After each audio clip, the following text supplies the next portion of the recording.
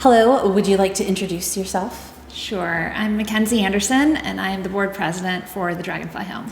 And we've known you for many years. We're going to talk a little bit about your involvement with Dragonfly, which has increased over the years, and now you're, essentially head honcho. No, not at all. Okay, well, in our view.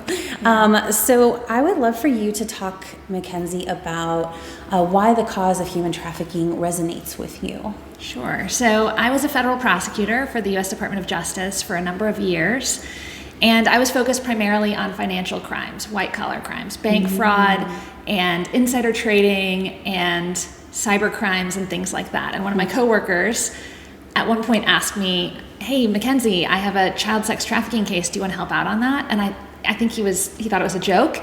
And out of curiosity, I said yes. And it started a long period of time where I spent a significant portion of my time working on human trafficking prosecutions in Oklahoma.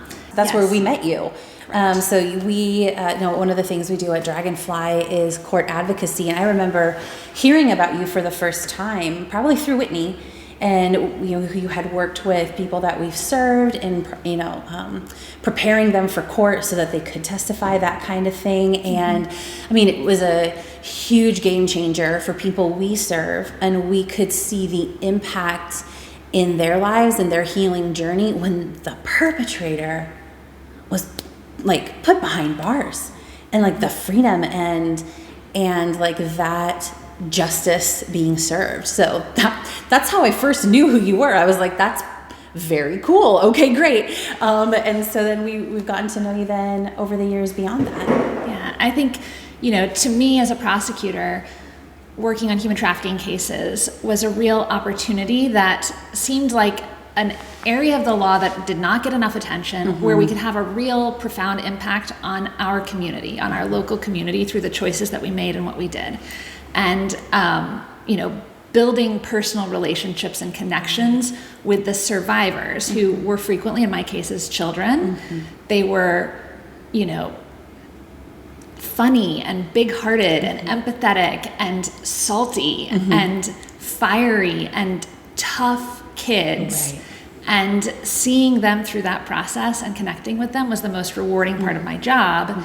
And so I loved the opportunity to work with them and also work with Dragonfly, and see the work that Dragonfly was doing. And in some circumstances, we were sort of opposing forces. I think we all ultimately wanted the same result. But I think the first encounter I had, it was Dragonfly being between me and the person that I was trying to talk to, protecting that person, honoring that person, respecting that person, and it ultimately led to a much more successful journey for that person. Right. Figuring out how to collaborate and align our values, and then just incredible outcomes. Yes. Multiple amazing outcomes. That's great. So what stands out to you, having known us now for several years? What stands out to you about Dragonfly's work? Dragonfly is a true wraparound services provider, and I think it's hard to appreciate the needs of trafficking victims. And these are different victims. They're different than what you would see are survivors. They're different than what you see in a lot of other cases, because many times the survivors have been so manipulated, both emotionally and physically abused, that they don't see themselves as a victim at the first instance when they're found by law enforcement. And it's so valuable to have a service provider that will show up in the middle of the night and introduce themselves, and then be there either if there are short-term needs or long-term needs, and to really address the magnitude and scope of the needs of these survivors. And they could be therapy or tattoo removal or furniture or housing or transportation or connecting to other types of services in the community. And it's Dragonfly does it in a way that grants these survivors dignity and respects them and empowers them and gives them agency, and it makes all the difference in the world.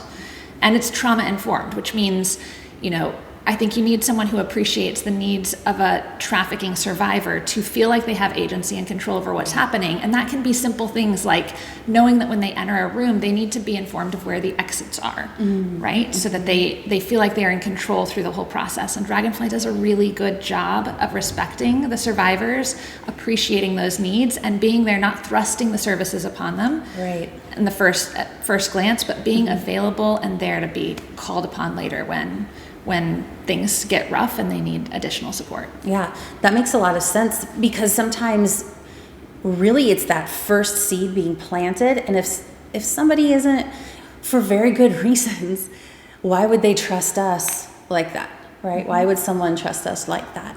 But if they know that the resources are available, then they can reach out whenever they're ready. And it is an honor.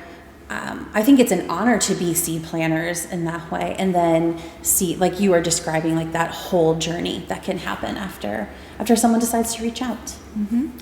And I think those relationships are long-term relationships. You know, there was a kid that I was involved in the prosecution side of, that Dragonfly provided services to when she was a child. And then years passed after the prosecution. She was living on her own. She was independent.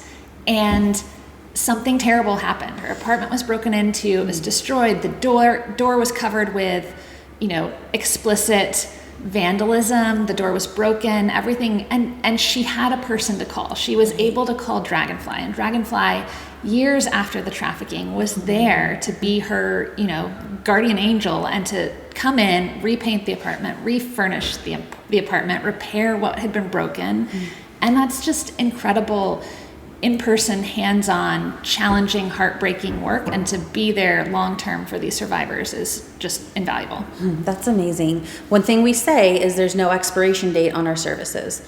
This is a perfect example of that. So if somebody is out of imminent danger, or they're, like you said, independent on their own, and something happens, that's why it's so crucial to always be available. It's not like, okay, bye, see ya. No, it's whenever you need help again, we're all still here.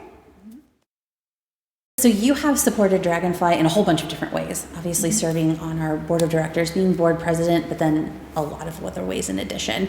And I know that you have talked to people on our behalf. I get to hear from them and hear about you talking about Dragonfly out in the world. So somebody watching this might be considering getting involved for the first time, donating for the first time, or maybe they're considering like stepping up what they've done in the past. So what would you say to somebody who is considering getting involved in that way and donating? Yeah, so I think the message I have is that Dragonfly serves a community of survivors that I think are the most vulnerable folks who are out there. And they are folks who are disregarded or dismissed, and a lot of times just treated as disposable.